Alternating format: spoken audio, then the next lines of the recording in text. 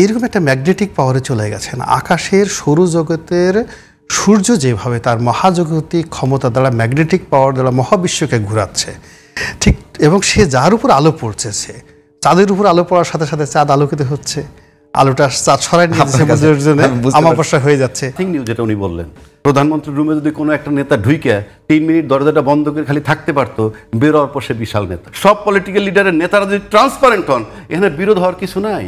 কারণ হচ্ছে রবি ঠাকুর আর নজরুল যখন একসাথে বসে, এখানে লড়াই হয় না। কিন্তু রাজ্জাকের সাথে রবি ঠাকুরের বসায় দেন, দেখবেন মারামারি হবে। এই যে সামরিক শাসন দেশে আসছে দুইবার, 111 আসছে, তারপরে যে এই ইউনূস সরকার আসলো, এই দায়টা কার? সবাই আসার আগে তো রাজনীতিবিদরা ক্ষমতায় ছিল নাকি আমার বাবা ছিলেন? যে বাংলাদেশ সরকারের যে এখন যে অবস্থা, কাঠামোগত একেবারে একটা ভিত্তি অর্থে নাই, সাংবিধানিক ভিত্তি নাই, সেটি ঠিক করার আগে জরুরি নাকি নির্বাচনের একটা ডেট দেওয়া জরুরি? আর একটা কথা বলছেন যে এই সরকারের ভিতরে যারা আছেন তারা হয়তো অনেকেই এই অভ্যুত্থানের যে চেতনা সেটি ধারণ করে না। আমরা সরকারকে যে বিষয়গুলো বলি, যে কোনো ঘটনার জন্য দায় সরকারকে নিতে হয়, কিন্তু আপনাকে প্রথম বিবেচনায় নিতে হবে বাংলাদেশে বর্তমান যে সরকারটা আছে, বাংলাদেশ জন্মের পরে, পৃথিবীর আলাপ বাদ দিলাম, বাংলাদেশ জন্মের পরে এরকম সরকার আপনি বাংলাদেশে দেখছেন কি না? যে একটা সরকার যদি এরকম দুইটা ভাগ করি, এই পাশে হইলো পতিত সরকারের রাষ্ট্রপতি আর এই পাশে হইলো এনটি আওয়ামী লীগ একটা সরকার, এইটা জন্মের পরে দেখছেন আপনারা? দেখেন নাই। তো এই পিকুলির এটা আপনাকে মাথায় নিতে হবে, যে এটা নিয়ে কাজ করতেছে আজকে 11 মাস, 1 নম্বর। 2 নম্বর, আপনি কি দেখছেন আমাদের দেশে সেগুলো ঠিক করছে না কেন? ঠিক করবেন কিভাবে? আপনি যে কোঅপারেশন বললাম না একটু আগে, ইউনূস সরকারকে সবাই কোঅপারেট করতেছে, তাতে সে 11 মাসে তালমাতাল। এটাকে বলে কোন কোঅপারেশন? এক জায়গায় বিরোধিতা করে 15 বছর ক্ষমতায় থাকলো সে, আর আপনারা কোঅপারেশন করে তারা 11 মাস রাখতে পারতেছেন না। আপনাকে বুঝতে হবে এটা কোন কোঅপারেশন। আমার এই মিথ্যা বলার কিছু না, আমি যা বিশ্বাস করি আমি তাই বলছি। কারণ আপনি এটা দেখেন না যে ওই পাশে তো আওয়ামী লীগ রাষ্ট্রপ্রধান আর এই পাশে এনটি আওয়ামী লীগ বসে আছে, আপনি এটা কিভাবে মিলাবেন? 1, 2, আমাদের দেশে শাহাবুদ্দিন সাহেব টেক ওভার করছিল, আমাদের দেশে লতিফুর রহমান নির্বাচন করছে, ওই যে যেটাকে বলে তত্ত্বাবধায়ক সভায় 3 মাস 6 মাসে নির্বাচন করে যেটা গেছে, তারা ছিল কোথায় আসছিল? জাস্ট সরকার বলতে যাবো যে সে লোকগুলা চলে গেছে, টোটালটা সাজানো ছিল। আপনি এসে বসেছেন, নির্বাচন দিয়ে চলে গেছেন। আর এবার কি হয়েছে? অর্ধেক তো বললামই আওয়ামী লীগ আছে, তারপরে কি বাইতুল মালের খতিব পলাতক, বাংলাদেশের গভর্নর পলাতক, বিচারপতিরা পলাতক, 626 জন ক্যান্টনমেন্ট আশ্রয় নেওয়া, এ কোন দেশ? আপনি সেই দেশে চট করে চাইতেছেন। আবার এই বেনজির বলেন, আজিজ সাহেব বলেন, বেনজির সাহেব বলে গেছে আমাদের 90% পুলিশ এখনো আওয়ামী লীগের, প্রকাশ সেইগুলা। তা আপনি কি করবেন? 16 বছর যারা নিয়োগ দিছে সেই লোকগুলো আপনি কোথায় বদল করবেন? 1 তলারটা 2 তলায়, 2 তলারটা 7 তলায়, 7 তলারটা 9 তলায়, লোক তো সেই একই। কোথায় আছেন আপনি? আপনি তো সব কিছু কনসিডার করতে হবে। তারপরে আপনি বলেন, এই যে কত কনফিউজিং কথাবার্তা, কত কন্ট্রাডিক্টরি। আলী রিয়াজ বসছেন ঐক্যমত্যের ইয়েতে, উনিকে বিদেশি নাগরিক, এই বিতর্ক আছে। তো বিদেশি নাগরিক যখন চালাইতে পারবেন না, বিদেশি নাগরিকের আলোচনায় যাচ্ছেন কেন? ওয়াই আপনি যাচ্ছেন কেন? মেক ইউর সেলফ ডিটারমাইন্ড, আমি যাবো না। আপনি যদি ওইটাই মনে করেন, তাহলে বিদেশি নাগরিক অধীনে যাচ্ছেন কেন? একদিকে বিদেশি নাগরিক বলতেছেন, আবার যাচ্ছেন। এইদিকে ধরেন বাংলাদেশের সবচেয়ে বড় স্টেক হোল্ডার যে দলটা রাজনৈতিক, তারা এখানে বলতেছে অমুক 2 জন উপদেষ্টার এবং খলিলুর রহমান সাহেবের পদত্যাগ চাই। আবার লন্ডনে গিয়ে সেই খলিলুর রহমান তাদের যে মাথা, সবচেয়ে বড় মাথাটা, তাকে রিসিভ করে এবং সেটাকে অ্যাকসেপ্ট করতেছে, এন্ডোর্স করতেছেন। তাহলে আপনি কি করবেন? আপনি এটা সামাল দিবেন কিভাবে? এই সরকার আসার পর 200 আন্দোলন হয়েছে, এই সরকার আসার পর সরকারি কর্মচারী আন্দোলন হয়েছে। কোনো রাজনীতিবিদ মাঠে নেমে বলছে, এই মিয়া এত নির্বাচিত সরকার না, তোমরা কেন তাকে ডিস্টার্ব করছো? একটা নির্বাচন দেওয়ার জন্য সুযোগ দাও। আর তারা আসার পর যে আন্দোলনগুলো করছে, এটা তো এই সরকারের ক্রিয়েশন না, এটা তো আগের দাবি দেওয়া তাদের নিয়ে আসছে এই সরকারের সময়। আমরা কিন্তু কেউ বলি নেই যে ভাই তোমরা কেউ ডিস্টার্ব করো না, ওনাকে সুস্থ মস্ত কাজ করতে দাও, একটা নির্বাচন দিয়েছ, কেউ বলি নেই। আমরা মুখে আমরা যতই বলি, কোনো রাজনৈতিক দল এটা বলে নাই।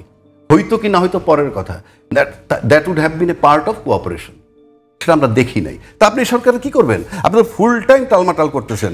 বিচারপতি ভাই একটা কথা বলছে। আচ্ছা, আর একটা জিনিস দেখেন, আপনি বাংলাদেশে ক্ষমতার পালাবদল বহুত হয়েছে, বুঝছে না? পালায় গেছে কে? এক শেখ হাসিনা। সংবিধানকে আপনাকে পারমিশন দেয় যে আপনি ক্ষমতা থেকে চলে যাবেন, আপনার সাংবিধানিক দায়িত্ব বুঝাই দিয়ে যেতে হবে আপনাকে। আপনি কোথায় গেছেন? সংবিধান তো ডাস্টবিনে ফেলে দিয়ে আপনি চলে গেছেন। আপনার সংবিধান তোমার ডাস্টবিনে, মুক্তিযুদ্ধের চেতনা সহ আপনি চলে গেছেন। আপনি এটা কি করবেন? আপনি সংবিধানের দায়িত্ব ছুঁইরা মেরে চলে গেছেন, এইটার কৈফিয়ত কি? কাকে দায়িত্ব বুঝাই দিয়ে গেছেন? আপনি যে নির্বাচন চান, আমাকে দায়িত্বটা বুঝাই দিছে কে? আমাকে বসাইছে সংবিধান 106 দ্বারায় সুপ্রিম কোর্টের ব্যাখ্যা মোতাবেক। তারপরে দয়া করে উনি টাইম দিছেন যে আমি জুন 26-এর মধ্যে চলে যাব। সে টাইম দিতে বাধ্য না, কারণ তার ওই শর্তের ভিতরে টাইম নাই। আমি কতদিন মেয়াদ বলে দিছে? সুপ্রিম কোর্টের 106 দ্বারায় যে রেফারেন্স আসছে তাতে কি বলছে ওনার কাজ কি, উনি থাকবেন কতদিন? কিছুই বলেন নাই। উনি বলছেন যে আমি চলে যাব। আমি এখন মনে করি রাজনৈতিক দলের যে কাজগুলো, সাধারণ মানুষের কথা বলছে একটা, সংবিধান নিয়ে ভাবে না। পৃথিবীর কোনো দেশে সাধারণ লোক সংবিধান নিয়ে ভাবে না। সংবিধান নিয়ে কাজ করে লিমিটেড লোক, হাতে গোনা লোক সংবিধান নিয়ে কাজ করবে, তারপরে সেটা আপনি এক্সিকিউট করবেন। এই যে আপনি আজকে কতদিন ধরে চলতেছে, ইউনূস সাহেব একটা অথর্ব লোক, রাজনীতি বোঝেন না, কিচ্ছু বোঝেন না। রাজনীতির উদ্দেশ্য তো ক্ষমতায় যাওয়া, যারা ভোট চায় তারাও তো ক্ষমতায় যাবে। তারপরে ক্ষমতায় ইউনূস সাহেব চলেই গেছে। রাজনীতি বুঝেন না, উনি ক্ষমতায় গেছেন। আর আপনারা রাজনীতি বুঝেন, তারা তার কাছে নির্বাচন চাচ্ছেন যে নাকি বিদেশি লোক নিয়ে দেশ গঠন করতেছে। সেই বিদেশি লোক মানেন না, তার সাথে আলোচনায় গিয়ে বসতেছেন। মানে আমি ঠিক বুঝি না যে কোন পদের লোক, আমরা কোথায় আসি, এটা আপনার সমাধান কি করবেন? কঠিন পরিস্থিতি। আজকে এতদিন ধরে আলাপ আলোচনা করে ইম্যাচিউরড ইউনূস সাহেব, রাজনীতি বোঝেন না, এনজিও চালান। কিন্তু ম্যাচিউরড রাজনীতিবিদরা গিয়েও তো একটা ঐক্যমত আসতে পারলেন না যে তাড়াতাড়ি এগুলো সমাধান করে একটা নির্বাচনে আমরা যাই। এখন এই পরিস্থিতি এমন হইতেছে, সবাই যেভাবে ঐক্যমতটা আসবে কিভাবে? ঐক্যমতটা আসতে গেলে যে সিচুয়েশন হচ্ছে যে অনেক রাজনৈতিক দল যারা বিভিন্ন সময় ক্ষমতায় আসছে, তাদের ক্ষমতায় যাওয়ার পথটা রুদ্ধ করা হচ্ছে। ইয়েস, এই দায়টা কার? এই যে সামরিক শাসন দেশে আসছে দুইবার, 111 আসছে, তারপরে যে এই ইউনূস সরকার আসলো, এই দায়টা কার? সবাই আসার আগে তো রাজনীতিবিদরা ক্ষমতায় ছিল নাকি আমার বাবা ছিল?